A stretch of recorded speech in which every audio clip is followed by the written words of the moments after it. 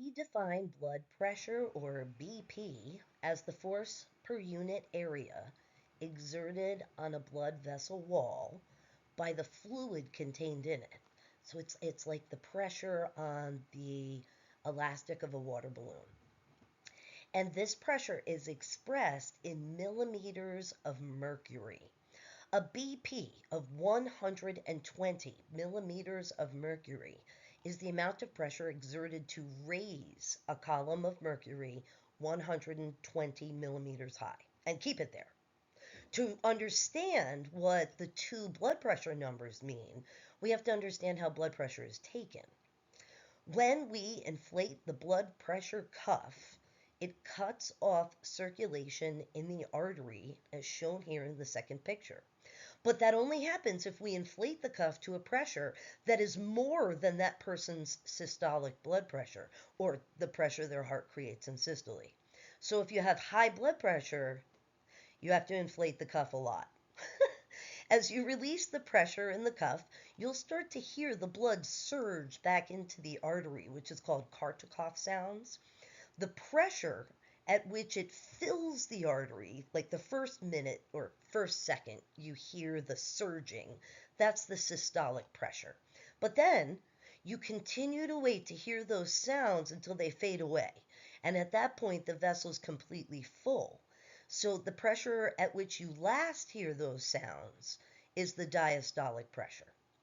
When we take blood pressure at the brachial artery with the cuff on the arm, we are only taking the blood pressure of the systemic circuit, not the pulmonary, and we're only taking the pressure of an artery, not capillaries or veins. So looking back at the cardiac cycle, we know that there's systolic pressure, and that's when the heart is at its maximum pump action, creating the most pressure. And we're going to default to the 120 millimeters of mercury. We also know that when the heart is at rest, there's the lowest pressure, and we're going to assume that to be 80 millimeters of mercury, and that this pressure is the diastolic pressure resulting from the afterload or back pressure on the aortic valve. Let's expand a little bit. Let's relate to the heart chapter. So the pressure that's generated by the heart is a function of systole, right? The heart's maximum pump action. And it creates the pressure that pushes blood into the aorta, right? And that pressure, it depends on how much blood there is, which is the cardiac output, right? We measure that in cardiac output, the amount of blood per minute. It also depends on the heart's contractility, or the force that the heart generates to push that blood into the aorta. So the volume and the pressure. Hold on, we're not done. Additionally, it also depends on the elasticity of your arteries. If you're young and healthy, your aorta and other elastic arteries, they expand very nicely to allow that systolic pressure to dissipate through the systemic circuit. But if you're like me and you've had a lifetime of loving cheese and milk, man, I love just a glass of milk. However, if your aorta has calcifications and cannot expand when blood enters, that pressure increases due to that reduced elasticity. So when the contraction phase is done and the ventricles start to relax, right, and the elastic recoil of the aorta and the other major arteries near the heart, it keeps the blood flowing, although at a much lower pressure. And typically, like we said, diastolic pressure, the pressure measured when the vents are relaxed, is a measurement of 80 millimeters of mercury and a product of the afterload. Okay, so if blood pressure refers to the arterial pressure in the largest arteries close to the heart, well, I mean, the brachial artery is relatively close. It's a muscular artery, not an elastic. But anyway, the pressure initially established in the aorta after ventricular contraction begins that pressure gradient. And this gradient is really high near the heart, and it's really low in the capillaries. blood will flow down this gradient because there's less resistance at the bottom of the gradient. By the time blood reaches the veins, the pressure is so low, as you can see in this graph. Take a look at how the pressure in the aorta is 120 millimeters of mercury, and it's pulsatile. But down here in the capillaries, it's much lower. And this is that pressure gradient with blood flowing down it from high to low. Arterial blood pressure pulsates with each ventricular contraction. Venous blood pressure, no, it's not pulsatile. It's kind of like a steady, weak flow. And that's why, I mean, you can't take your pulse on a vein. You can't take your blood pressure on a vein. The pressure gradient in the veins it's only like 15 millimeters of mercury, which is about the same as the capillaries. Depends on the capillary bed. Okay. The accompanying diagram is about blood pressure, and it shows some things that we already knew, right? Pulsatile, decreasing.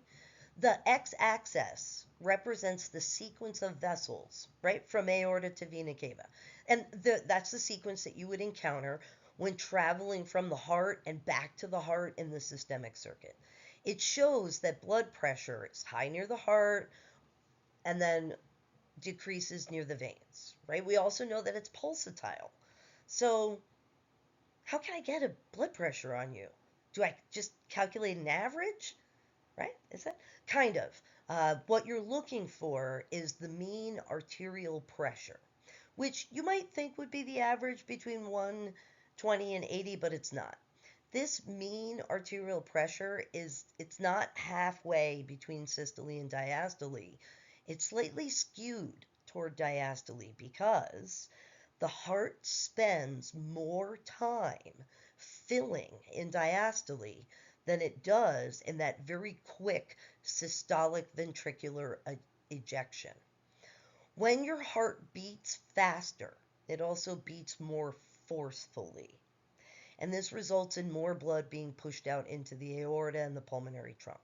So, therefore, your arterial blood pressure changes in relation to your heartbeat, right? As a function of your activity. So mean arterial pressure, or M.A.P, it's an important pressure determinant.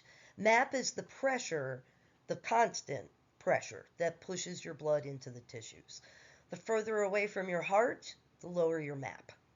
This is due to increasing resistance, the loss of elastic recoil, and the dissipation of the pressure gradient. Take an athlete, for example. Their M.A.P's going to be greater than in someone who doesn't work out and leads a sedentary lifestyle like me, because their heart, their muscle, their arterial blood vessels will all be able to carry the blood further. If there's a problem with arterial circulation, the M.A.P will drop significantly. In addition, the limbs may appear pale and cold to the touch. So by monitoring M.A.P, a clinician can tell the physical condition of a person as well as whether there may be a problem with peripheral circulation. I should also mention here, I have these equations, both of which, as it says, two equations, same outcome. But I should mention that there is something called pulse pressure. And pulse pressure is simply just the difference between the systolic and the diastolic pressure. So actually this here, this number, oh, that's awful. This number right here that I'm awkwardly highlighting, that's pulse pressure, the systolic blood pressure minus the diastolic. God, I just made a mess of that, didn't I?